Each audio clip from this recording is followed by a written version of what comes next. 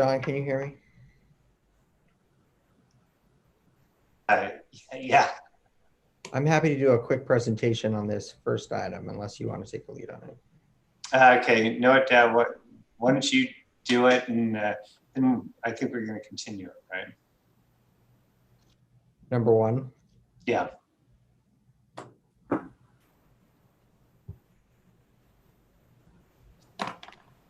And we are live, correct, Amy? Correct. Yes. Because of the time, I went ahead and went live and had a share screen up, but it was going to be a couple minutes. Okay, thank you. Just want to make sure everyone knew we're live. Here comes Daniel.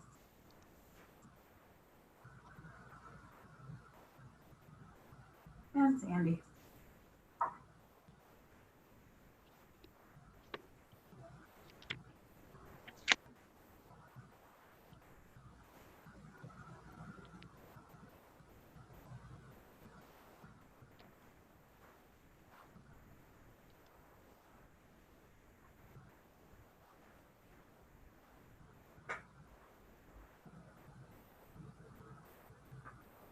Amy, are we recording now?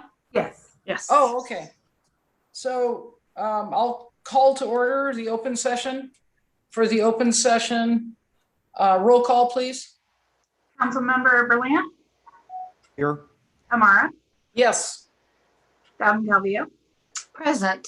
Riddell Harris, Hi, here. and Mayor Copeland. Here. It's the middle of the day. Thank you. Okay, we'll stand for the Pledge of Allegiance. I pledge allegiance to the flag of the United States of America and to the republic for which it stands, one nation, under God, indivisible, liberty and justice for all. Okay, so the first item, discussion and possible direction regarding revisions to the Auburn Municipal Code, Section 33.115, to implement SB 1473, 2020, electronic submission of claims and other provisions of the Government Claims Act. Sure, so I'll be really quick on this and can bring something forward at your next June 14th meeting, an ordinance, if that's the direction of the council today, given the topic that's in front of us, government claims. Those are submitted to the city frequently. There's a change in state law that requires an ordinance expressly allowing electronic submission of claims. That's in line with current city practices. Also, the way that claims are processed administratively in the city needs to be incorporated into the municipal code at the same time. Given this topic, we're happy to bring an ordinance back at the next meeting for you all to consider. I know that we're on sort of a short meeting here, but I wanted to have this discussion to get that authority, answer any questions you have about the changes in state law. You can adopt your own procedures for the Government Claims Act as long as it doesn't violate state law. That section that's referenced in the agenda title is very brief, does not contain the detail as part of the city manager's due diligence review of existing policies and updating those procedures, the change in state law at the same time. We can bring something forward that updates and modernizes it and brings it into line with, frankly, what you're currently doing. Do we have any discussion on that? So Gary, you'd like to have direction then from the council as to whether or not to bring back an ordinance with those changes? Correct. Okay, good. All right, I'm fine with that. We need to ensure that we're in compliance with state law. Anyone else? Should I just assume everyone's okay with that? Yeah, I'm good with it coming back. Me too. Okay. Okay. Gary, is that good? That's enough. Okay, thank you. Number two, the 2020 sludge dewatering upgrades project award of contract. Mayor and Council, I will lead. I'll just start and then I'll turn it off to Chris Chiardella, our city engineer. Today's consideration of the award of a contract for our sludge dewatering project, originally about a $4.3 million contract. This is out at our wastewater treatment facility, and basically it adds a very important element to the overall processing of our wastewater out there. So with that, why don't I turn it over to Chris. Chris, if you can, short presentation and go with it. So Chris Chiardella. Good afternoon, Mayor, fellow council members. The item before you today, the city manager indicated, is award of the 2020 sludge dewatering upgrades project. And I have Dan Rich here, principal engineer from Next Gen Utility Management. He's the city's design consultant on this project and has prepared a brief presentation. So, Amy, do we have share screen privileges? Either Dan or I? Yes. Okay. So Dan, if you can try sharing and going from here.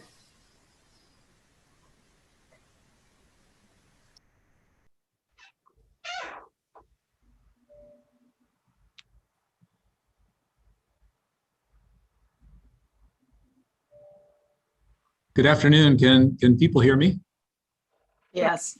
Oh, great. And maybe more importantly, can you see my screen?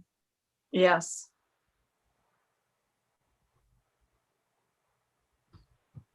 Well, thank you. Thanks, Chris. Good afternoon, Mayor and members of the City Council. As Chris said, I'm Dan Rich. I'm at Next Gen Utility Management. We're the design engineer for this project, and we have a short presentation to describe its purpose and benefits to the city. I realize we're around lunchtime, so I'll try to forbid the gory details about how this process works. But essentially what happens at the plant is we produce a waste product, a biological sludge, and it's very dilute. We fill up about 3 swimming pools a day worth of this sludge that, to be cost effective for disposal, we have to squeeze the water out of it. And to do that, we use some mechanical equipment to do that and make what's called dewatered cake. That cake gets put into a truck every day and is sent down the hill to a landfill. So that's the focus of this project, to replace that equipment and the building and the associated chemical systems to make that system work. It's old, it's inefficient, and it's undersized. A couple good things about this project. This project's been anticipated for several years. It was included in this year's sewer fund.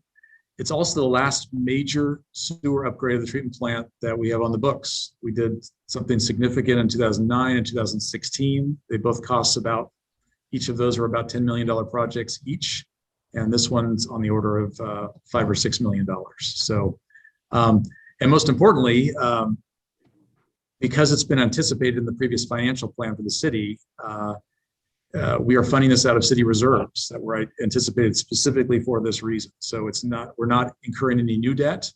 In fact, if anything, the city's been retiring debt and building its reserves to fund this and other city sewer CIPs at the treatment plant and in the collection system. Just a couple quick pictures. That's the existing dewatering building, chemical feed shed, and you'll see the truck that is loaded up every day with the waste sludge cake.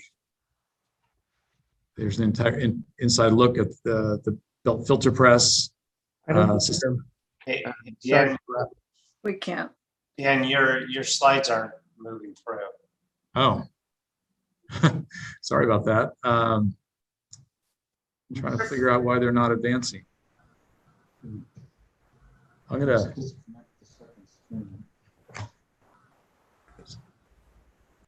Can you see that? Let's try. Sorry about that. Let's try to. Do you see that?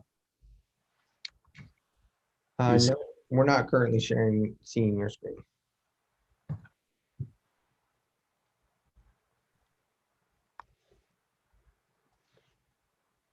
Yeah, we are. Oh, okay. Do you see a cover sheet that says City of Auburn Wastewater Treatment Plant Sludge Dewatering Project? Yes. Okay. Do you see that text? Yes, now it's working. Great. I'm sorry about that. I was just talking and assumed you could read along, but I won't repeat this, but that's essentially the purpose of the project. And like I said, this is funded by reserves. It's anticipated, and it's the last of 3 major upgrades at the wastewater treatment plant.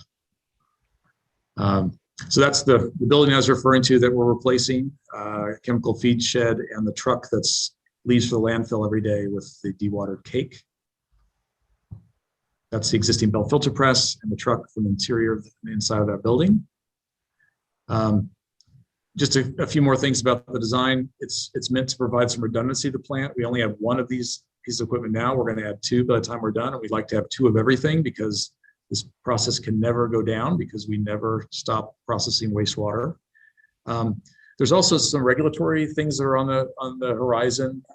California is requiring a diversion of more organics from landfills in the future, and it turns out sludge is sort of the low-hanging fruit for that diversion. So it's either become more expensive to landfill the sludge, or we're going to have to send it to different locations. So we want to make sure that whatever we design out there can accommodate the trucks that can haul it wherever it needs to be hauled. And then there's one more evolving thing. There's a renewed interest to recover energy from sludge.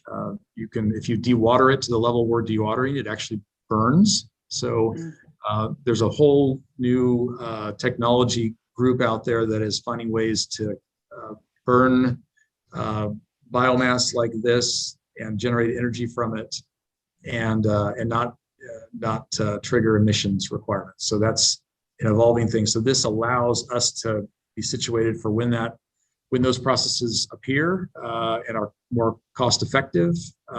We will be ready to give them our dewatered cake that can be used for energy. And I won't go into this in too much detail, but we're going to pick the most energy efficient process. We're going to make sure so we're not spending overtime hours with folks out there, because right now they're spending about 12 hours a day dewatering it using the old equipment. It's a safer process we're putting in. It minimizes odors, and like I said, it accommodates future regulations and upgrades. So here's the site, and the area in red is where we're going to be locating the new facilities. And just to give you a quick sense, the existing belt press, the older technology is what we call a belt filter press, and we're putting in what they call a screw press, which is basically a just different way to squeeze the sludge. And that's what we see in a lot of plants nowadays. And so just a quick schematic, there's a building. We're putting a new screw press in. We've made it big enough that we could add another screw press in the future if we wanted to retire the old press. And we have a conveyor that then sends it to a truck loading station and sends it on its way. Council also previously last summer authorized a subgrade preparation project in anticipation of this. So we basically got all the rocks and the crappy dirt out of the way to build this thing. We've done this on, I think, all the projects in the past, and it's been a great technique the city has used to minimize risk of uncertainty under the soil, because there's a lot of rock out there, and this way the contractors know exactly what they're bidding because we've already uncovered all the rocks and debris that could result in change orders. I'll just mention this went through Planning Commission. It was approved. The buildings were made to look compatible with the existing buildings on site. We did some enhancements like a stormwater runoff facility so that any runoff in and around the facility would be attenuated, treated before being directed to the creek. And we put in some solar charging stations for anticipation for the city's future solar fleet. And so the request for action from council, barring changes during closed session, was to award to the apparent low bidder of R.E. Smith Contractors for an amount not to exceed $5.8 million, including a 10% contingency. We'd start this summer, and it would take about a year to construct. And I was going to let Chris chime in as well if I missed anything on the highlights. Yeah, thank you, Dan. I just wanted to make sure we added regarding the bids received and date and so forth. So on April 15th, the city received 4 bids ranging from 5.3 to 6.4 million. And currently next year's budget and the city sewer CIP has 6.3 million budgeted and another 500,000 for the following fiscal year 22-23. And then staff did evaluate all the bids, and thought the low bidder was a responsive and responsible bidder, checked qualifications, checked references, and that led to staff recommending an award to RE Smith Contractor Inc. for the 2020 sludge dewatering upgrades project in an amount not to exceed, including 10% contingency at just over $5.8 million. So with that, I think we're available to answer any questions. Is there any council discussion? Madam Vice Mayor, I'll wait to add comments after public comment. I don't have any questions at this time. Okay, does anyone else? Okay, thank you. Any public comment? I did receive public comment on this item. I will screen share it.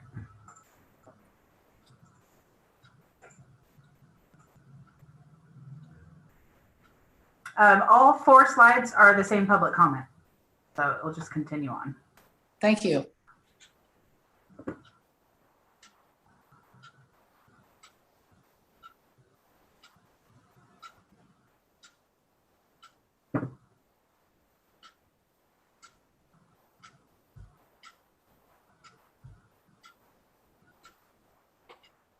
And for anyone reading this, this is from RE Smith. Yeah, the contractor. Thank you, Amy. You're welcome.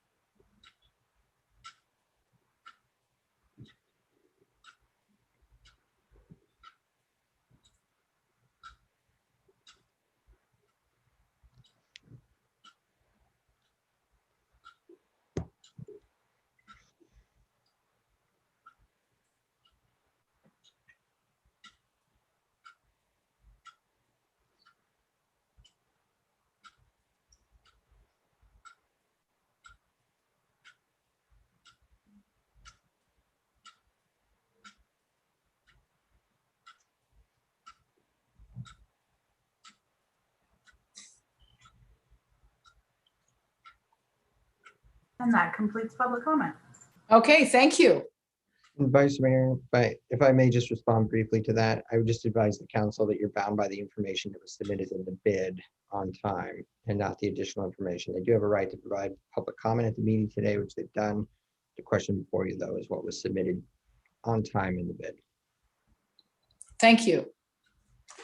With that, is there any other council discussion or questions?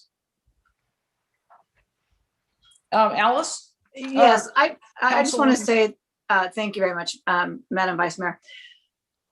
Was this a perfect scenario? No. And I would like to say this to all bidders, future bidders, and is that you need to really read the instructions clearly. That's part of the process, and that's imperative that the instructions be read clearly and that there's full compliance. That's why they're there. With that said, in this particular instance, I do believe that there was compliance in that the provisions state that the bidder is to provide evidence of successful completion of a project, another project of equal stance to the project that we have now. And they did do that because they are required to provide the name and the telephone number, and the design engineer and the client are to be provided for evaluation to determine whether the project may be considered a successful project. The bidder in this instance did do that. the city was able to take that information and confirm that the bidder did provide successful completion or did demonstrate successful completion for a similar project. I know that this provision can be interpreted differently, but that's the way that I interpret this. And so I believe that we do have compliance. We're going to be able to save the city $320,000 on this very important project that is time sensitive. You know, we have state regulations that we have to comply with. We have weather issues to deal with the construction of the project. And so it's important that we move forward. And so I will be supporting this. Thank you. Is there any other council discussion? Yeah, Madam Vice Mayor, I do.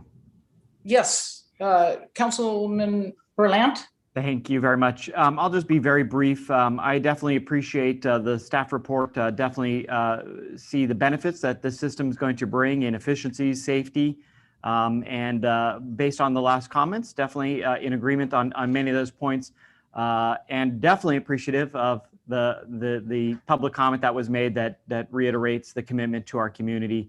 But from my perspective, I think there are still some questionable items related to the bids and how and what was turned in on time. And so for me, I'm not able to support this item today.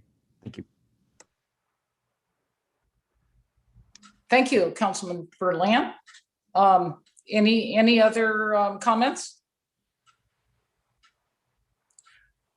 With that, I have a comment, and mine is that this has caused a lot of issues for me personally. I really do struggle with this one. There's a fine balance here, and I'm again have thought a lot about it and looked very deeply and scrutinized this very closely. While my tendency would be to not have it pass, I think in the balance and under these particular circumstances, I hope I'm never in the situation again. As Councilwoman Dowden-Cavilo said, today I will support it, just in the interest of balancing everything that was presented to us and that I've researched. So if there's no other comments, do I have a motion? Yes, Madam Vice Mayor, I'll move by resolution that we authorize the city manager to execute and award the construction contract plus contingency to R.E. Smith Contractor, Inc. for the 2020 sludge dewatering upgrades project in an amount not to exceed with a 10% contingency, $5,849,800. I'll second. Who was that? That was Mayor Stokely. Okay. Okay, I have a motion and a second. Madam Vice Mayor, can I make a quick comment? I'm sorry, I didn't get my hand up in time. No, absolutely. I just want to concur with Councilwoman Dowden-Calvillo. It is important to point out that every bid that was submitted had a piece or multiple pieces of the required documentation for submittal missing. Staff went through and followed up and validated within the 30-day time frame that the bids were complete and was able to gather the information needed. So it wasn't just the one low bid that had missing pieces of the bid documents. It was everybody who submitted. So for that reason, I'm in support of moving forward with this. Thank you. Thank you, Mayor Stokely. So I still, there's a motion and a second. Roll call. Councilmember Berlant. No. Amara. Yes. Dowden-Calvillo. Aye. Rodell Harris. Aye. And Mayor Stokely. Yes. Motion passes. Do I have a motion to adjourn? I'll move, we adjourn. I'll second I'll second that. Okay, all in favor? Aye. Aye. Aye. Okay, goodbye. Thank you. Thanks, everyone.